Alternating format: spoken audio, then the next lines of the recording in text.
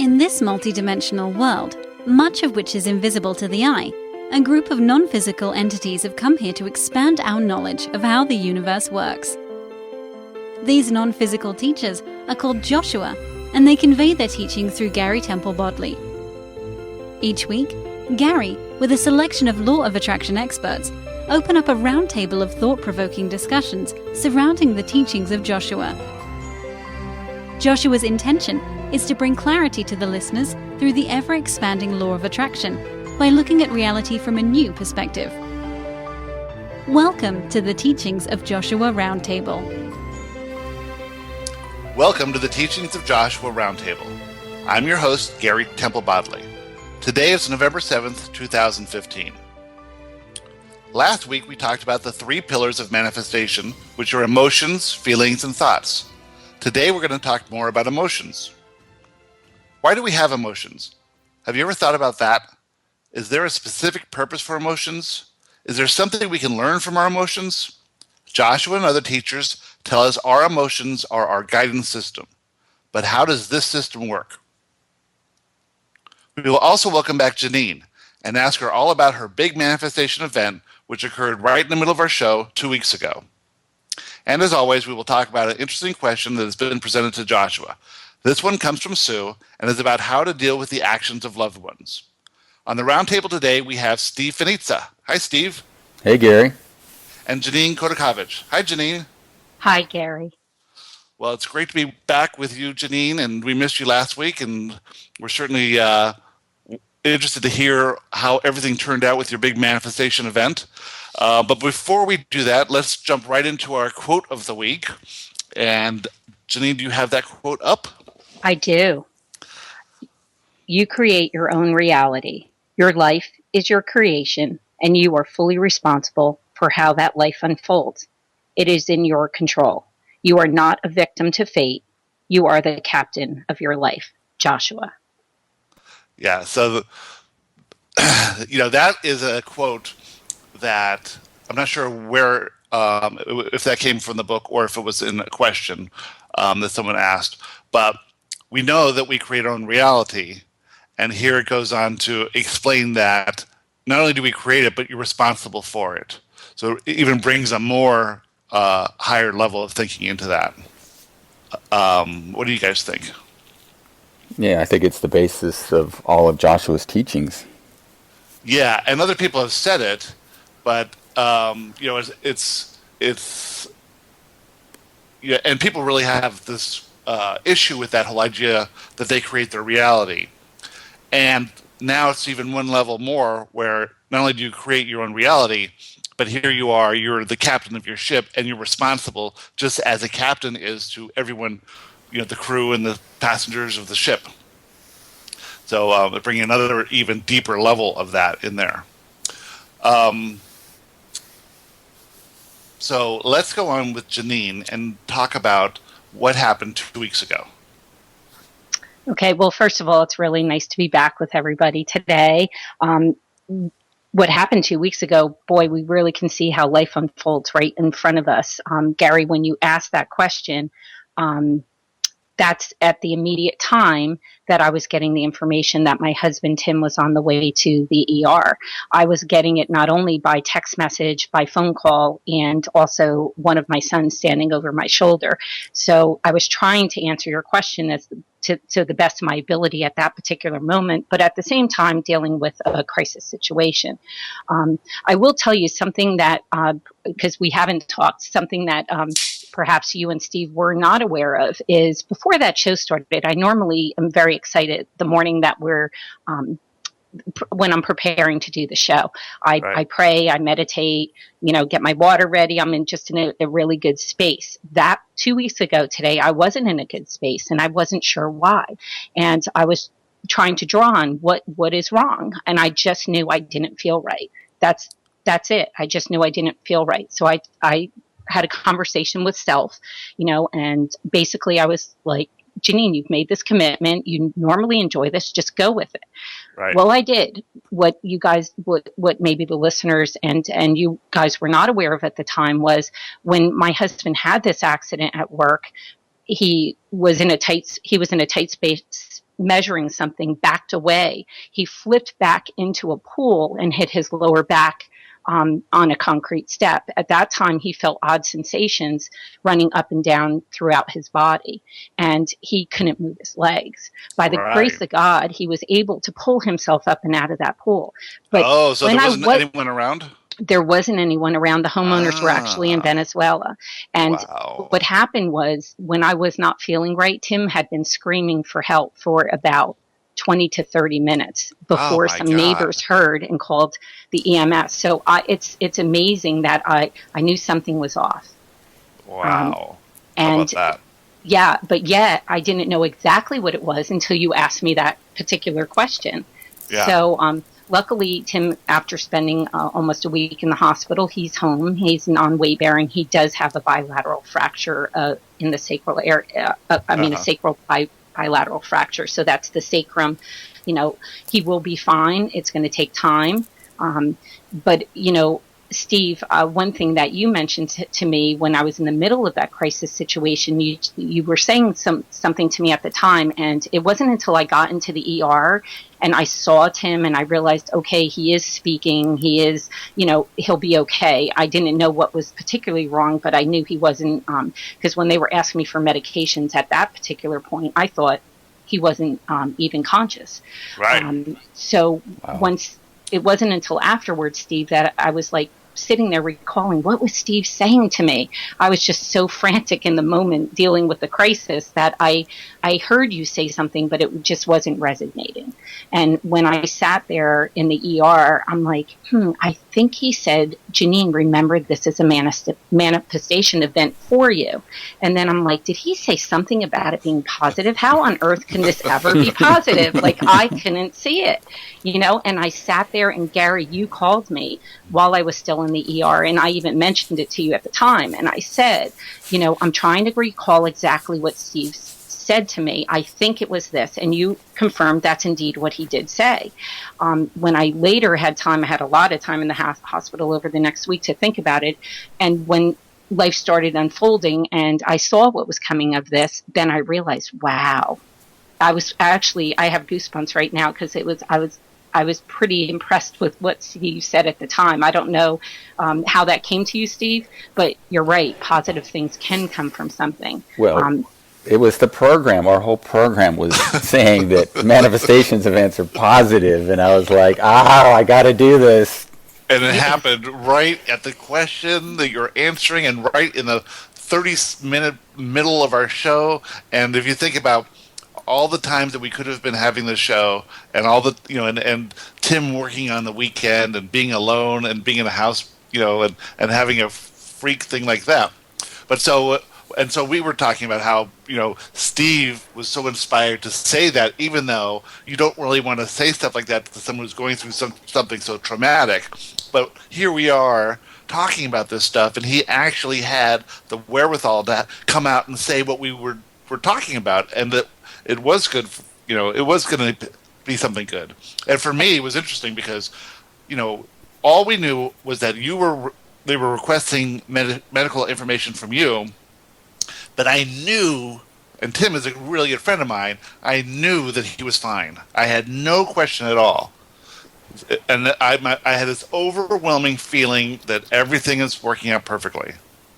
So it was just an amazing thing. So now Tim also, it was mainly his manifestation event because it happened to him. So what was the good that came out of that for him? Well, the good that came out of that for him is Tim has had 3 prior back surgeries, and he does deal with some numbness and tingling and spasms in his leg. And he's gone to doctors for consults and second opinions. And, at this point, they're pretty much like, you might have to live with that pain. I don't know that there's anything more we can do for you. And for the rest of his life. Right. And for someone like us, if you're not used to living in daily pain, I don't think we can relate. But someone that is, that's not great news. So what came of this was when he was in the hospital and they did the CAT scan, they were a little concerned because the bilateral sacral fracture was very close to some nerve tunnels. They ended up calling in a spine surgeon. The spine surgeon ordered an MRI. Well, the good news is now that the spine surgeon said, hey, Tim, this new injury is only going to take time to heal. But I want to let you know there is something, once you are fully healed, we can do something with your L5. So perhaps he doesn't have to live in the pain that he's accustomed to dealing with, or discomfort, whatever you want to label it, each day. The other thing is, it's an amazing thing to see how the outpouring of love and people just coming, neighbors, friends, acquaintances, people from our church, poker friends, really everybody has stepped up to the plate and just wants to, they want to do something. I mean, Tim's a very giving guy. He gives to friend and foe, really and truly. He is amazing in that, and is always, as a matter of fact, today he was going to do a volunteer event, which unfortunately we had to back out of. But people just really just came together, and it's amazing. Dinners were, I was at the hospital until 11:30 every night. Dinners just showed up on our counter, cards, thoughts, texts, emails. It's just a beautiful thing. So if something good could come of something maybe not so great at the time, I just feel like we totally believe in the collective power of prayer. I put it out on Facebook within minutes. I'm not even kidding. Within minutes, there was like 100 likes and 50 comments. People are just there and bond together. And the love that was shown is just, honestly, my husband is truly touched. And he has mentioned that to me more than once, how much he's touched by this. Tell him that, at poker, there's a pretty big community of us who play, and in any month there's 1,000 different players, and I get, someone coming up to me 2 or 3 times every tournament asking how Tim is. It's amazing. Well, he did lose it. He was number 3, I think, in the standings. I know, he blew it. And this little one week before the month ended, I don't know how he fared, but it wasn't all that bad. He was still in the top 10. Well, yeah, and he would have been in this, gotten into this tournament free today, which is the big 550 big dog. So he's definitely going to miss that one. But yeah, it's just amazing how everything worked out so well, and that everyone could hear and follow along that's listening to this show, and just sees how this stuff is all working out right in the middle of our show. That was just amazing. And I would say I don't think it's over. I mean, I think there might still be more positiveness revealing itself around this event. Sure. Steve, I think you're absolutely right with that, honestly. Yep. Every day is surprising me, the things that are happening. You'd have to be living in my shoes to see it, but honestly. Yeah. And then the moment that it occurred, that was the last thing you were thinking, Right. And I think because I've been in that house, and I think I was projecting things. And so I've learned from that at myself. I was projecting, oh my gosh, because I remember when I went in that home, the ladders and the very, very tall ceilings. So I think I was projecting something, thinking, oh my gosh, they're asking for medications. He must not be conscious. So I'm thinking the worst of it, rather than, really the true blessing is, what if that young couple didn't hear him screaming? I mean, his legs, he thought he was paralyzed at that time because he couldn't move his legs. Well, in fact, the doctor said you couldn't move your legs because your lower back was broken. It wasn't because he was paralyzed. But here, those people showed up at the right time, to come home and hear his screams, because his screams were getting faint, quite honestly. And there is not one person. I talked to about 7 different people in the ER that didn't also tell me how blessed we were he didn't drown. Wow. So, and if Tim wasn't a strong guy and had that great upper body strength, who knows how he could have pulled himself up out of that pool. Yeah. Yeah, without your kicking your legs, it's hard to get out of a pool. Right. Yeah. Wow. So, Steve, I think you're right, and I'll look forward to seeing what else positive comes from the event. And if anything else does, I'll be happy to share it with both of you and the listeners. Great. Yeah, that'll be great. Yeah. Good. Okay, now we're going to talk a little bit about emotions and the part, and how emotions work. So emotions are our guidance system. Most people don't know this. They go through life thinking, okay, sometimes I'm going to be happy and sometimes I'm going to be sad, and that's just how life is. But actually, what the emotions are doing are letting you know where your focus is. So this was such a big subject that it took up the fifth chapter of A Perspective of Reality, A Perception of Reality. And I went back and read it again last night and took some notes. And the first thing that Joshua says in this chapter is, in the moment, right now, if you could freeze time, everything is just fine. So if you're just thinking about, okay, if we're sitting here in our chair and I'm feeling my body, and if time just stopped right now, there's nothing wrong. There is absolutely nothing wrong. Everything's fine. I have, all that I need, all the abundance in the world. So Joshua goes on to say, in each moment you are well, you are abundant, because you have everything you need in that one moment.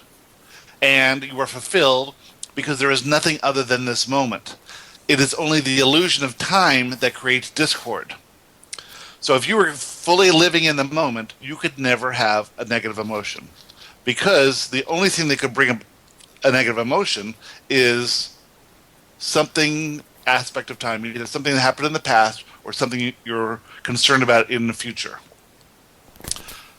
Can I just interject here? And suppose you froze that moment right after Janine got her text, and she did not know, what was going on. That would be a hard moment to say that for her, I was saying. So that is the perfect illustration of what Joshua is saying. In that moment, everything is fine, because there's not going to be another moment. It's just that one moment. Everything is fine. It's only that she's projecting what's going to happen in the future that causes her to feel negative emotion. But she is safe. She's alive. Tim, as far as she knows, is alive. Everything is fine in her life. And so Joshua is saying is the aspect of time that causes you to feel positive or negative emotion. So it's her projecting of what possibly could be going wrong in the future. That makes her feel bad. Yeah. So Janine, but I choose to see only positive coming from this and offer to share it with you. Right, which is how it happened 2 weeks later. But in the moment, you automatically go into this worry mode. It's totally natural, but we're just talking about analyzing how the emotions work. Right, absolutely. So it's how you're focused on everything in the moment, or is your focus elsewhere? And go ahead. I'm sorry, Gary. I was going to say, just learning from this experience and what happened, I think next time something like that happens, because typically, I have 3 boys, I have a full life, lots of sports, there's been injuries. I'm typically very good under pressure.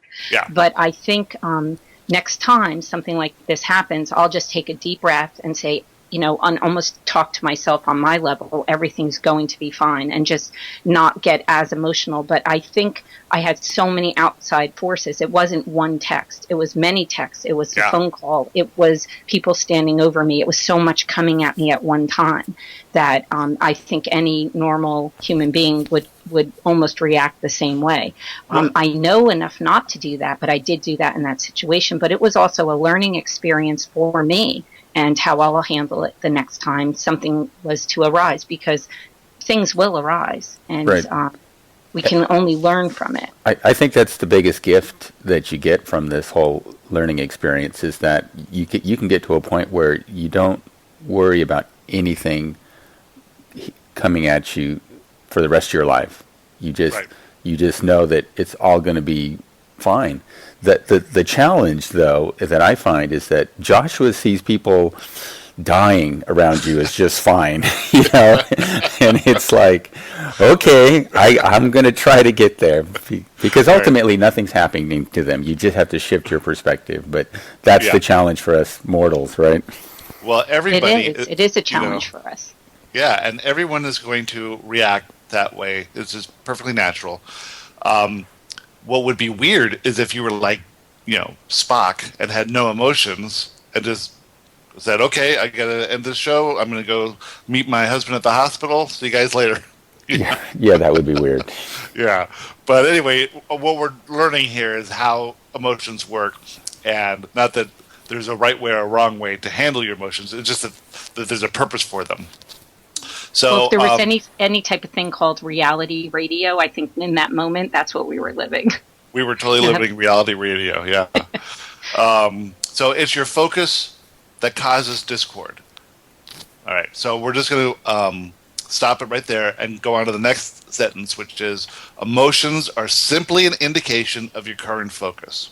So are you currently focused in a way on something that makes you feel good or that makes you feel bad?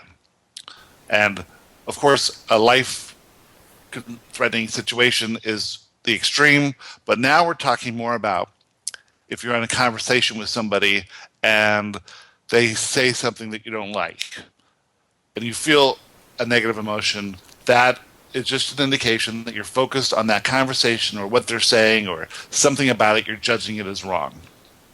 Okay. So you can choose how you see anything.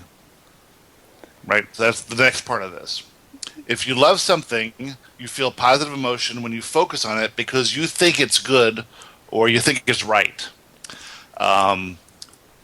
Every time I think of, if sitting here right now and thinking of Lily or thinking of my dog Rocky or of my friends, it makes me feel good because I'm thinking of them in a way that is positive. I'm looking at the best aspects of them. Well, doesn't it mean that you're in alignment with what your higher self is thinking of that same subject? Right. And my inner self is thinking that way also, not because it's good to think that way, but because my inner self knows what I really want. Knows that I really want to be in a loving relationship, knows that I really want to be happy, knows that I want to be in a lifelong relationship, that sort of thing. So that's why I feel good. Not because it's good to feel good about your wife. You know, we could judge it that way, but in my specific case, I want certain things, and the way I'm thinking about my wife is in alignment with what I want. And that's why I feel good. But I could be a terrorist and plotting to, blow up a building, and I still feel good that way. But that's from a lower vibrational stance. Yeah, and we can get into more of that stuff. But mostly the point is that you can feel good about something because you're in alignment with what you want and who you really are. And actually that who you really are part is really important too, because true, if I'm a terrorist, I'm really never going to feel that good about anything I do, because that's not who I really am. But you are climbing up the ladder of feeling better. Yeah. It's just that from that low stance, what feels better there wouldn't feel better when you're really at a love point. And that is actually how this chapter goes on when we talk about emotional states of being. But right now, we'll say here that the next sentence there, so if you love something and you feel positive emotion when you think about it, it's because you're aligned with, your inner self and who you really are and what you really want. On the converse of that is if you fear something, you feel negative emotion because you think it's wrong or bad. And that is out of alignment with who you really are. And you're looking at the subject of that in a way that does not help you get what you want.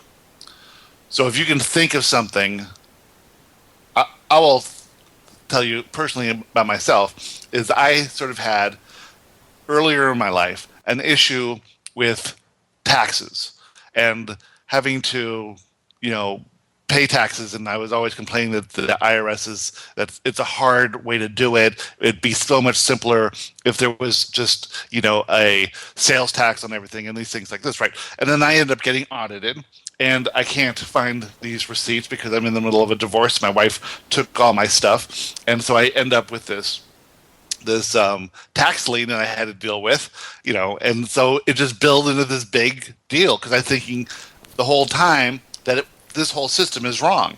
So obviously I've given up that whole idea and think that now when I pay taxes, I'm very happy to do it, and I'm, appreciate the roads and the services that are done and all that stuff, and have a completely different way about thinking of it. But when I used to think about taxes before, I used to feel negative emotion, and that was my indication that I'm looking at this subject in a way that does not serve what I want at all. And wasn't it interesting that the universe provided ample opportunity for you when you had an issue with taxes for you to get over that by just giving you more and getting it bigger and then getting audited? Yep. And you almost could look at it like the universe is kind of sadistic in a way, but really it's giving you opportunity you needed to change so that you could get past that to become who you really are and what you really want to be. And if you wouldn't have, you'd never get to where you are today. Absolutely. But it does seem in the moment it does seem rather cruel to be, you have an issue with taxes and now you're being audited. Right. And the universe arranged this for you? How nice. Yeah. And it was and like now your perception's so different. Had you not experienced that, your perception wouldn't be what it is. Yeah, and the weird thing about that first audit was that I opened my company with a $1,000 investment from some friends. Well, I happened to put it in my personal account before I put it in my corporate account, because the corporate account wasn't open yet. And that one little thing turned into a $10,000 cost, just because I did it this way instead of the other way, and couldn't prove that was a investment, Oh, wow. So I mean, it made it like amplified what I was thinking to the nth degree, and maybe I wouldn't have gotten over it had I not got more interested into these subjects and really realized that not only do I create what I want, but I also can create what I don't want too.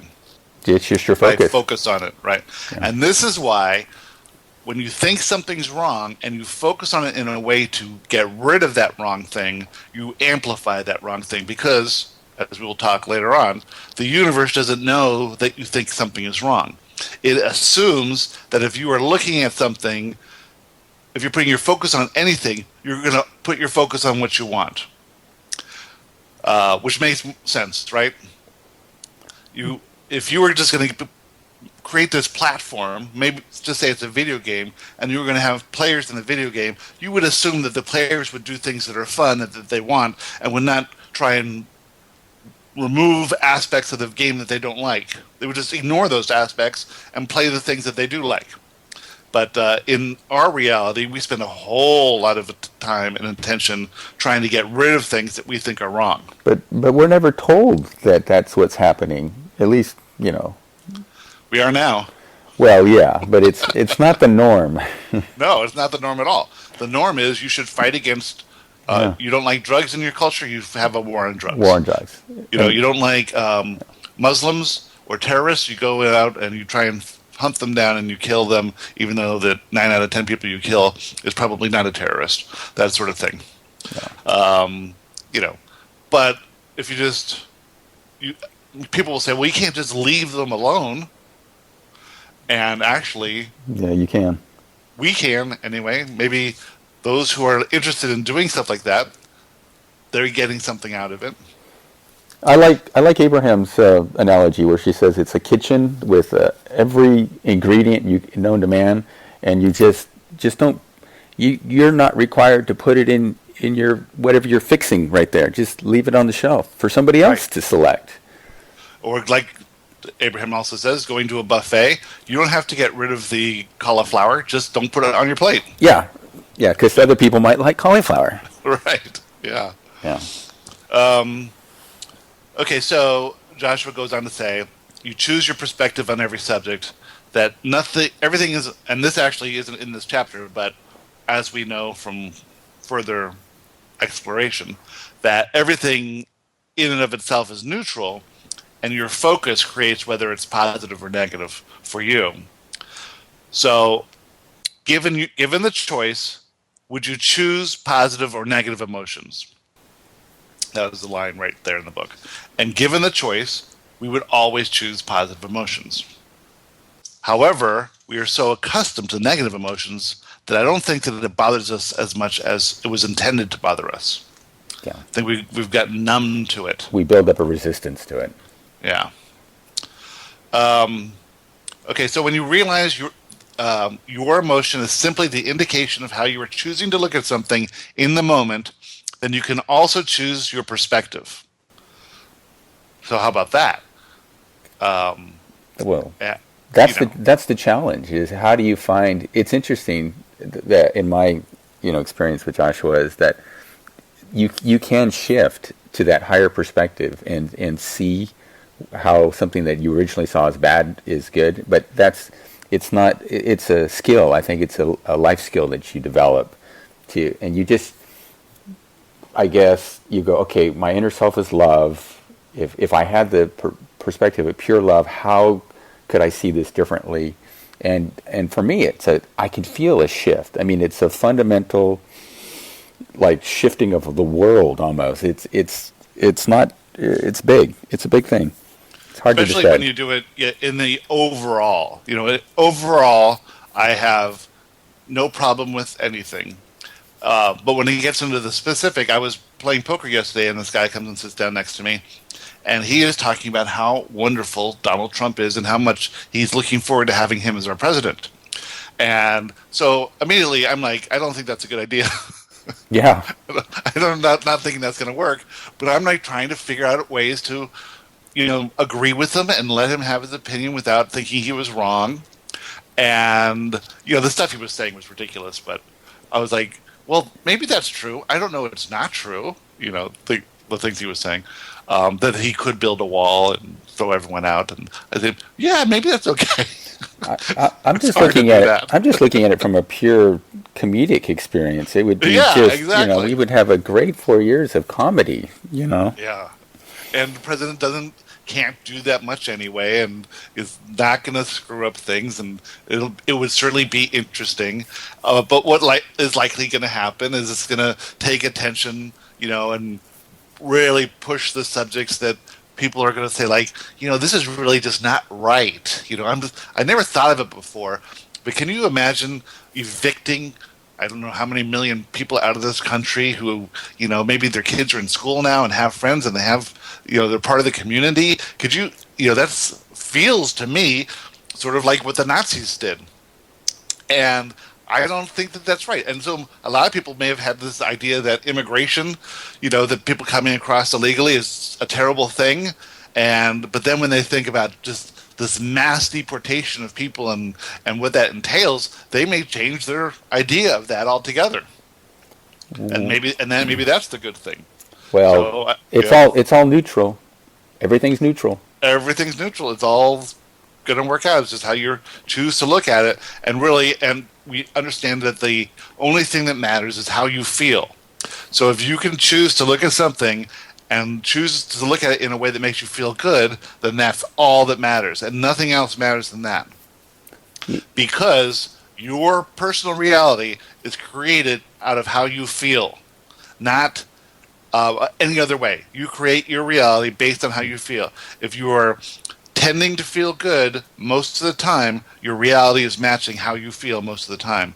If you're reducing those instances when you don't feel good, when you're angry or upset or think something's wrong, if you can minimize that, you will feel better more of the time, and your life will move in the direction that makes you feel good most of the time. And that's all that Josh was trying to say here. And as you feel...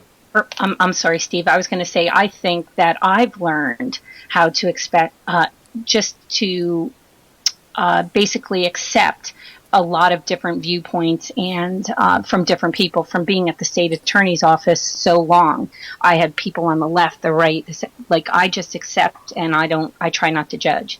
And before that time, so again, a learning experience, before that time, I might have had a stronger opinion one way or another, but necessarily what works for me doesn't work for another person. So I feel like that can be learned. Yep, absolutely. Okay, so just going back to the Donald thing, since he lives right here, Gary. He's like, I can see his house from my house. Yeah, I like going to Mar-a-Lago, though.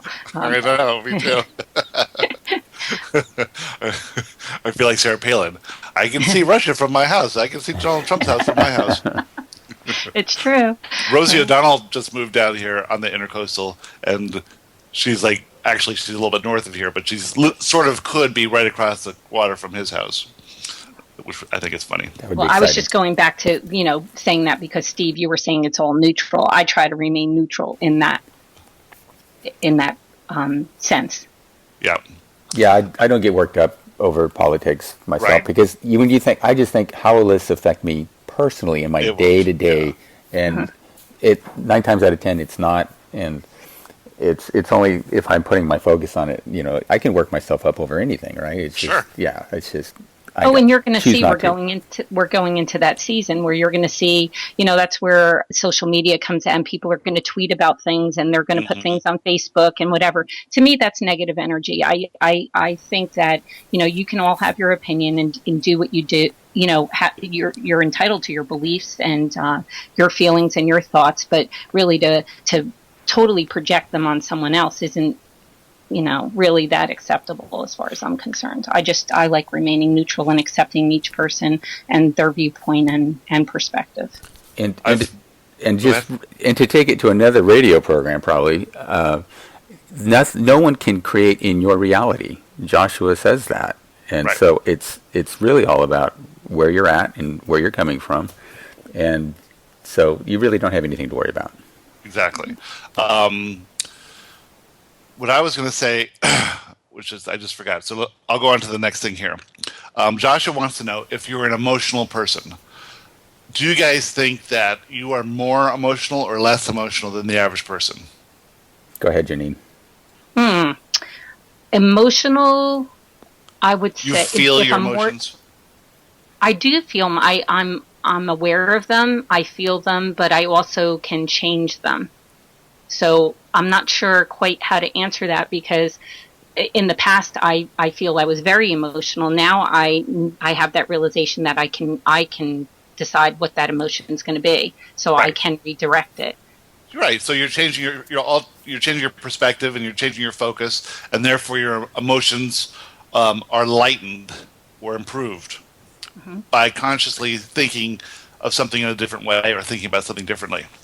Except my emotion of love, I walk with my heart out these days more so than any other way, without fear of it being hurt. Me too. So much more. I've always been a totally emotional person, and as a kid, I was crying all the time, which is weird for a boy. I know what you mean. I was the same way, Gary. I used to look at it as a weakness. Yeah, I don't know if. Luckily, my parents didn't look at it as too much of a weakness or anything, but they thought it was strange. I remember one time mowing the lawn. I was maybe 11 years old in Michigan, and my dad made me mow the lawn, which is not, which is normal, but for some reason I didn't want to or whatever. And so I had this big gas lawnmower. I'm mowing an acre, and I'm crying, and my dad runs out, and he could hear me crying over the lawnmower. That's how much I'm crying while mowing the lawn. You go, that's not normal.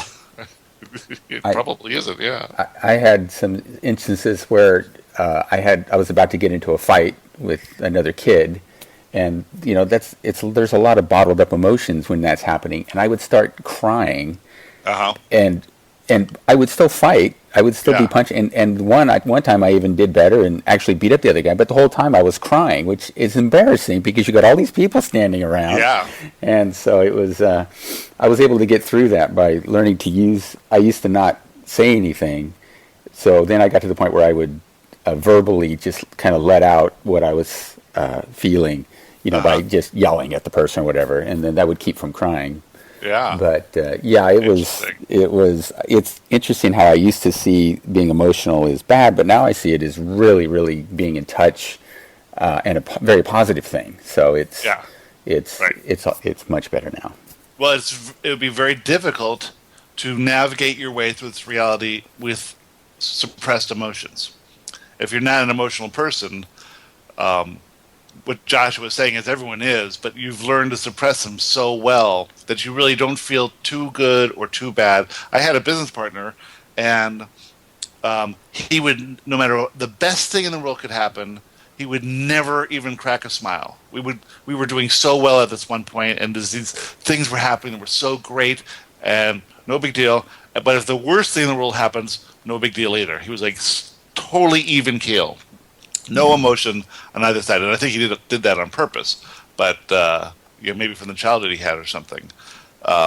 But yeah, unless you are aware of your emotions, it's very hard to see what you're focused on. And shutting down your emotions just can't be healthy. Yeah. All right. Well, there's a lot more we can talk about emotions, but I would like to keep on track here and get on to our question of the week, which comes from Sue. And this might tie into what we're talking about. So let's go ahead. And Janine, do you have that question? I do. Hi, Joshua. My question is simple. How do you love someone close to you, for example, kids, spouse, parents, siblings, etc., without attachment to their actions? How do you keep their actions at a distance and not let it affect you emotionally? Forever grateful for your service, Sue. Good. So this is a good question. I mean, she says, how does it not affect you emotionally? And you can see that, people are doing it right now. Lily's and her sister and her mother are in a situation where the mother needs help, and they have someone in the house who's not helping, and Lily's sister is really upset by it, and so Lily's sort of upset by how her sister's being upset, and and the sister's doing things to make things even more difficult. So I know exactly what we're going through here. And it's really challenging when it's your immediate family, right? Because that's, yeah. Yeah, if a stranger at a store is rude, no huge deal. But if it's someone close to you, you sort of take it personally, that they should be different than they are. And I catch myself today. I mean, this morning, I'm still taking it personally, and I know better, right? Yeah. Well, it's, when you read or watch The Secret, but then when you start getting into certain books, you sort of believe that you can master this stuff after reading one book. But this is a lifelong, maybe many lifelong journey of getting better and better at it. So you should never feel bad if you go backwards a little bit. I beat myself up quite often. And I know not to do that. Okay, Steve, you want to read the answer? Sure. Dear Sue, how you perceive the actions of others is the only thing that matters. Their actions, in and of themselves, are irrelevant. They are not inherently positive or negative. You perceive them to be something based on your own experiences. You are the one who brings judgment to their actions. While their actions may not conform to what you would prefer or to what society deems appropriate, what you fear regarding them and the potential ramifications of their actions is always you who determines what their actions mean. Okay.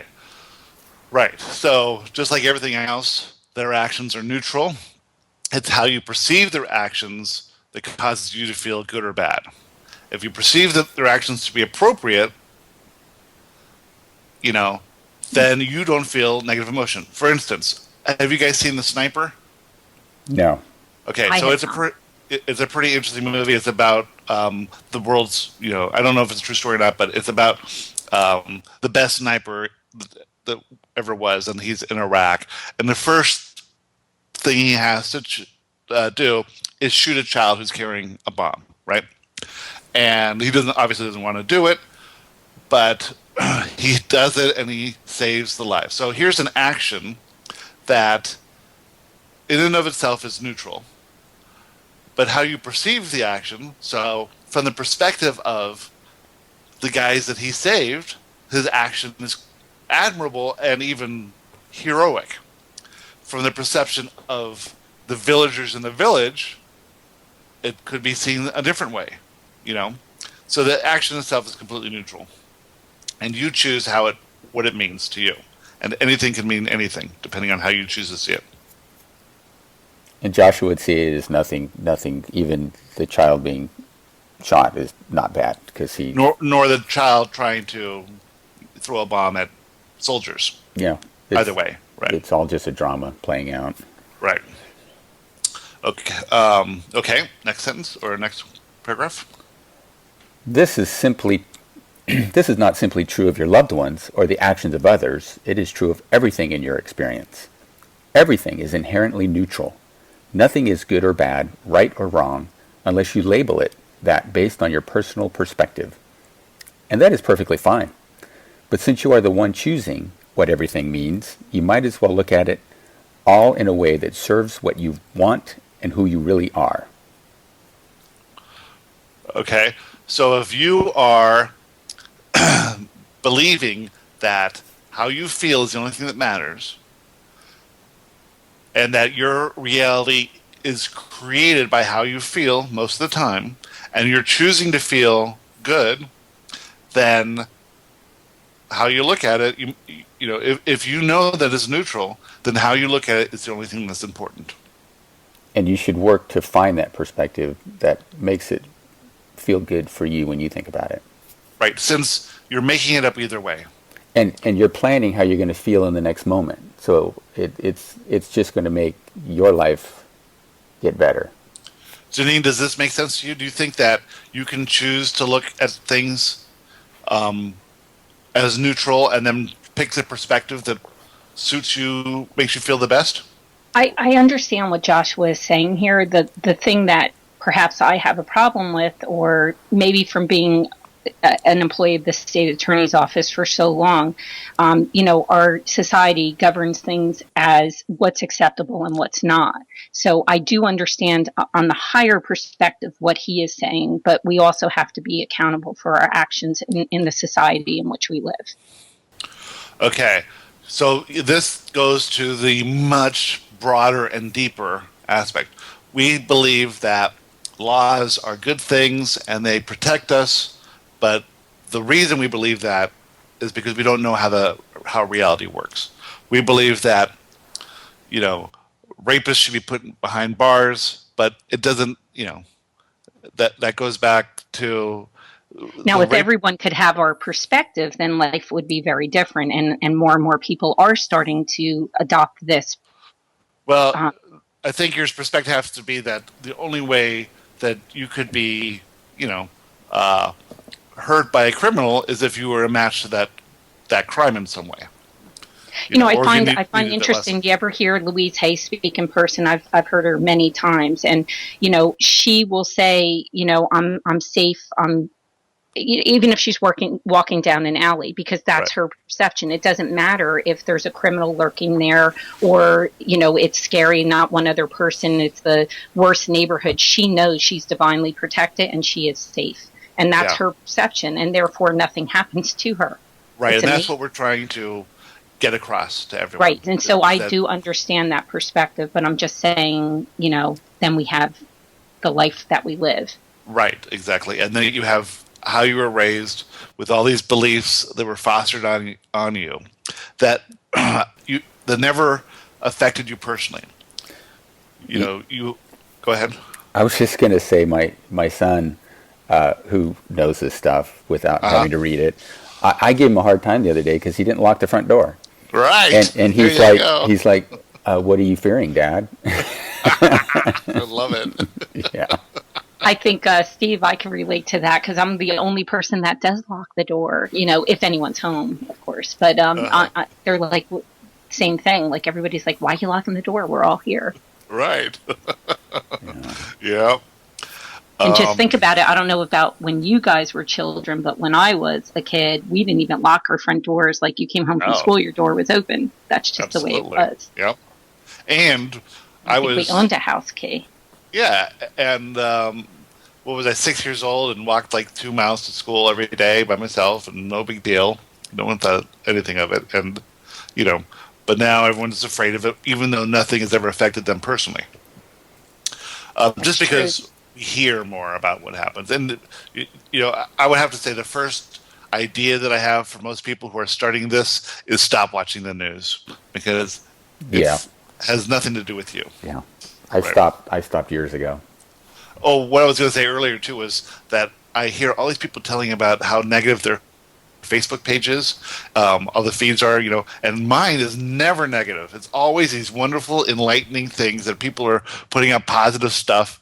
And maybe I'm missing the negative posts, but I think that just the people that I'm That's how it I'm not on works. You're Facebook very associated, no, much. because predominantly mine's super positive, but Yeah. you're hearing it like everybody's saying, you're going to be seeing these things coming up Yeah. with the election.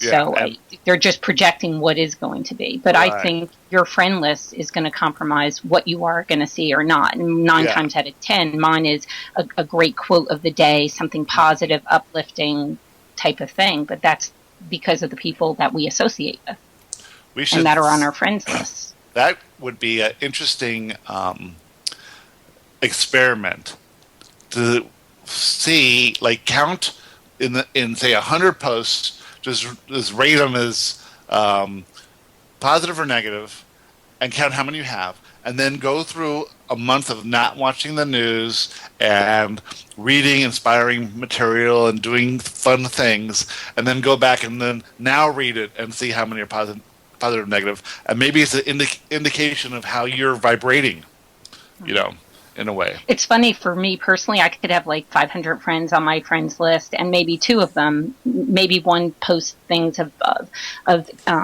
abused animals. I don't personally want to see that, so I'll just unfollow them. As much as, hey, they might be a great person or whatever, I choose not to see that. I'll just simply hit unfollow. But that maybe is just 2 people out of 500. So, and it doesn't make them not your friend anymore. It's just that you don't need that in your feed. Hey, okay, we have 6.5 minutes left, so let's keep powering through this. Okay. Do you understand that you are a being of pure positive love? That's who you are. Anything short of that is the temporary detachment of who you really are.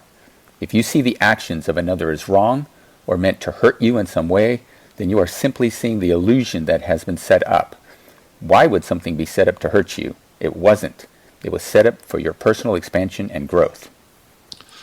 Okay, very interesting. Okay, let's go to the next one.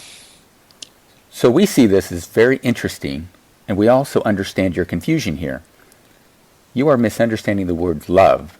If others love you, then they should behave in a way that you deem acceptable. However, you're the being of pure positive love, and you are the only one who can accept them. You choose what is acceptable, and if you truly love them, you would accept their actions even if it made you feel bad. The paradox here is that if you accepted their actions unconditionally out of your love for them, then nothing they could do would ever make you feel bad. Right. So Esther tells a story, or Abraham tells a story about Esther, that she loves her granddaughter so much that if her granddaughter set fire to the house, she would think that was a good thing. And cute, probably. Yeah. Cute. Oh, that's adorable. Okay. Yeah. Okay, I'll continue. Mm-hmm. This is quite a complex subject, and it may take a while for our words to sink in. We will start with the basic premise that there is something you want. Let's imagine that thing that you want is to be loved. In your mind, you have a vision of what love is. It's peace and harmony, intimacy and tenderness, comfort and compassion. It's fun and interest and togetherness. Now let's imagine that the universe has granted your wish exactly as you feel the desire in your heart. You could not even describe what you want in words, yet the universe knows every last detail. You want to love and be loved just as you know it should be, and the universe is bringing that exact desire to physical manifestation in your personal reality. Great. Keep going. We will assume that the universe is answering your wish. Now, how exactly does the universe get you what you want? Does it change those around you to behave in ways which you want? Does it create completely new people out of those around you into people who only do and say things you think are appropriate for loved ones to do and say? Or does the universe change you? So guess which one it changes. Let me just go one more. Guess which is more likely to happen. That's right. The universe changes you into the version of you that is a vibrational match to everything you want.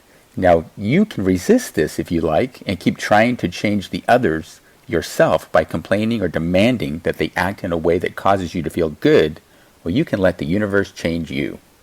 Right. Okay, keep going. If you stick to your old approach to life, you will be fighting an uphill battle that you will never win. The universe will keep trying to help you to change, but as you resist, you will create inner conflict and stress on the body. However, if you go along with the flow of life and allow yourself to change, you will receive the most elegant manifestation of everything you want. That's quite the carrot. Yeah, and so you imagine that if you live in a life in total acceptance of others, that their actions no longer mean anything to you, and you will feel completely and absolutely loved, which is what she wants. All right, we got 2.5 minutes. Okay, so there's only one option. You must change your approach to those you love. You must completely and absolutely accept who they are and how they are being. You must give in to them completely. You must not try to change a single aspect of who they are. You must not judge their actions as bad or wrong. You must acknowledge that everything they are doing, especially when it relates to you, is meant to change you. Interesting. Whenever you perceive that their actions or words are wrong or bad, and you feel a negative emotion, this is your indication that you are resisting the change that you need to be making in order to move to a new, higher vibration. When you feel negative emotion as a result of your judgment, you must stop and reconsider how you are viewing their actions. Are the actions necessarily directed at you? Do they really have an impact on you? Are their words really directed at you? Do they really need to be different in order for you to feel okay? The answer is no. Their actions and words can only cause you to feel bad if you perceive them in a negative way. What you are saying to yourself is, if they loved me, they would not do or say these things. They would think about my feelings. They would act differently towards me. However, what they are saying is, it is not our job to walk on eggshells and be different than who we are just so you don't get upset. We are going to be who we are, and the sooner you figure that out and accept it, the better. We love you, but we need to be and do what we came here to be and do. If sometimes we say or do things you do not like, then we're sorry that you don't like it, but we really cannot be any other way. This is who we are. That's really cool. By the way, there's a little bit more of this answer, which you can read on the website, and we'll be posting that on the homepage. And from now on, all of these questions of the week will be the ones that come from our email. We do a newsletter once a week, so if you're not in that newsletter, go ahead and sign up at theteachingsofjoshua.com. Sign up for the newsletter, and you'll get this question of the week. And then when you listen to the podcast, you can read along with us because it's a lot easier to read it than to hear it. But Steve, you did a fantastic job on that. You guys, I think this is one of our nicest and funnest shows. I'm so glad, Janine, you're back with us. And Thank you. Great to be here. Yeah, and I really look forward to doing this again at the same time next week. So you guys have a wonderful day, and everyone out there, have a great week, and we'll see you next week. Thanks a lot for listening. Bye-bye. Okay, bye.